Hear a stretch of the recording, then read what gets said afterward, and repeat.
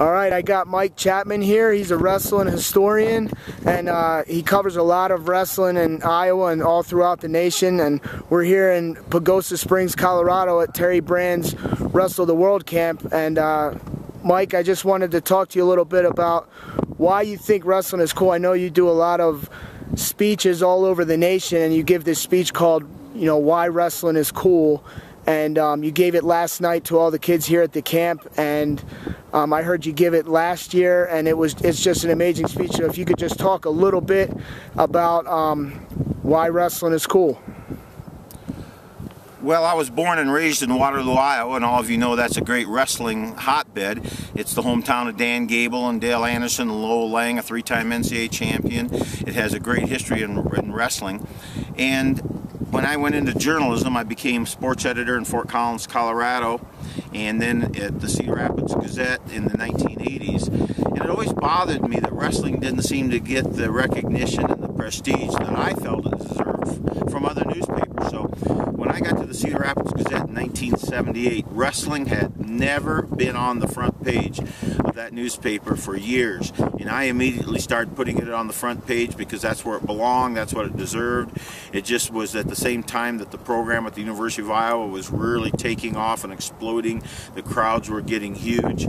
And I made it my mission to make sure that wrestling received the publicity that I felt it deserved in the Gazette, which was the largest newspaper in eastern Iowa. And then WMT TV and KWWL in Waterloo and KCRG, all of them started to pick up on it too and follow wrestling. It's kind of the domino theory. But the main reason I want to talk about why wrestling is cool is I was driving down a highway in Iowa about 4 years ago, and I heard a radio announcer, a sports talk guy, come on, and he said, I'm from out of state, I moved here, and all this wrestling hoopla, I don't understand it, I don't really get it.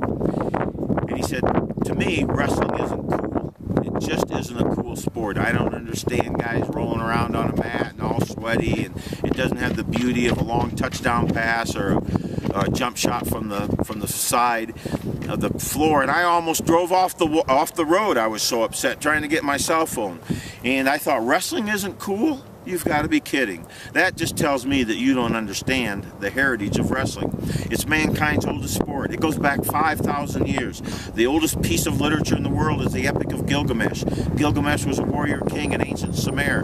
Today we call Sumer a rock, and one of the central themes is a wrestling match between Gilgamesh and a forest warrior. And they became great friends afterwards. So the oldest piece of literature in the world, one of the central themes is a wrestling match. I think that's pretty cool. And then when the Lord God sent down an angel to take on the Hebrew patriarch Jacob, he didn't send him down to play basketball, golf, or soccer. He sent him down to wrestle. That's in the Bible. I think that's pretty cool that Jacob wrestled the angel of the Lord. He didn't go out and shoot hoops with him. And Achilles, the greatest warrior in all of literature, the hero of the Trojan War, was a wrestler. And Alexander the Great, probably the richest man who's ever lived in terms of how much territory he owned, was a huge wrestling fanatic and felt that being a wrestler was the basics of being a warrior in his Macedonian army that conquered the known world. And then Abraham Lincoln was a wrestler. In 1832, in the little village of New Salem, Illinois, he wrestled Jack Armstrong, and later on he said that wrestling Jack Armstrong was the single most important event in his young life because it taught him how to compete hard, how to be a victor, and what it felt like to win, because him and Jack Armstrong became very good friends. So the man who saved the Union, Abraham Lincoln, was a wrestler. I think that's pretty cool. And then I point out in my speech all the different politicians, from George Washington to Jim Jordan, the United States Congressman today, who was a two-time NCAA champion at the University of Wisconsin. And the fact that movie actors like Tom Cruise and Ashton Kutcher all have a wrestling background. And so wrestling is very, very cool. And I want these young men who are wrestling to understand that when they go out on a wrestling mat, they're walking in the footsteps of Gilgamesh, of ancient Sumer, and of Jacob, the Hebrew patriarch, and Achilles, the greatest warrior in all of literature and history, and walking in the footsteps of George Washington and Abraham Lincoln.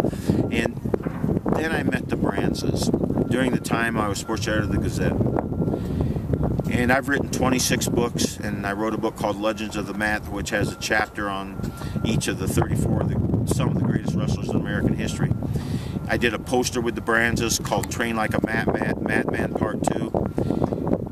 I've been to 44 NCAA wrestling tournaments. I've been around the sport all my life. And to me, the Brands epitomize what this sport is all about. The way they conduct themselves off the mat, Christians, family men, just great role models. I came to Pagosa Springs to this camp because my grandson just started wrestling in Fort Collins, and I wanted him to come down here to this camp. And one of my best friends, Ken Taylor, is the wrestling coach at Rocky Mountain High School in Fort Collins, and he has told me for years the Terry Brands camp in Pagosa Springs is the best. And just to be here and this is my third day here, and Terry asked me to give my Wrestling is Cool speech in front of about 300 campers the other day, and to see Terry out there working with these young athletes and the sincerity and the intensity that he brings to wrestling. And I told these young men, you've got a two-time world champion, Olympic medalist, two-time NCAA champion who came here to teach you the fundamentals and the basics of mankind's oldest sport. And to me, Tom and Terry Brands are the pinnacle of the sport. There's other people like Cal Sanderson and John Smith of current coaching successes, and Barry Davis, a dear friend of mine. But there's something special about Tom and Terry Brands, and I've gotten to know them through the years. And anytime I get an opportunity to do anything that's connected with Tom and Terry Brands, I'm going to be there because I have the utmost respect for them as wrestlers, as gentlemen, as people, as mentors, on and off the mat. They're very, very intense, and some people say, they're too intense. No, they're not. They're just Tom and Terry. And off the mat, there's nobody that I'd rather hang out with. They love history. They talk politics. We have so many great discussions, and a lot of them don't even have anything to do with wrestling. So I'm a huge fan of Terry Brands. I'm honored anytime I get a chance to participate with anything where Terry's involved. And I get to bring my 25 books and my posters I've designed and talk about mankind's oldest sport. And it's just a great honor to be connected with Terry Brands, and I would highly recommend young people who want to really understand the sport and see what the inner workings of the sport are all about to connect with Tom and Terry Brands. Oh, thanks a lot. Can you show us, I know you got some of your books right here, and really cool painting right here. Can you just point some of this stuff out? In 1832, Abraham Lincoln wrestled the town toughie in New Salem, Illinois. This is an artwork that was done 100 years later to commemorate it, 1932. You see Abe there lifting Jack Armstrong off the ground. You can see all the bystanders watching the match.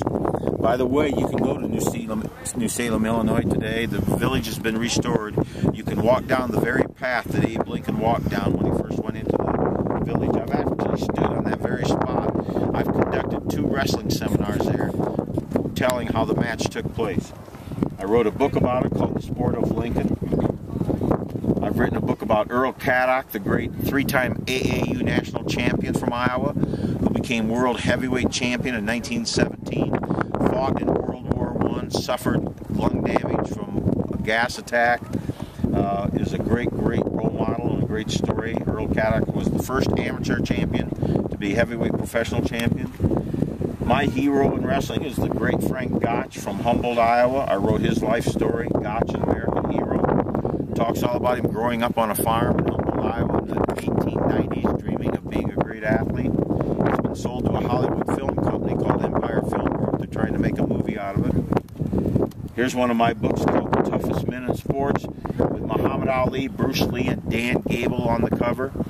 It's called, the subtitle is Looking for the Mental Edge. I wrote this 25 years ago, and it talks all about the mental approach to one-on-one sports as seen through the eyes of people like Muhammad Ali, Bruce Lee, and Dan Gable.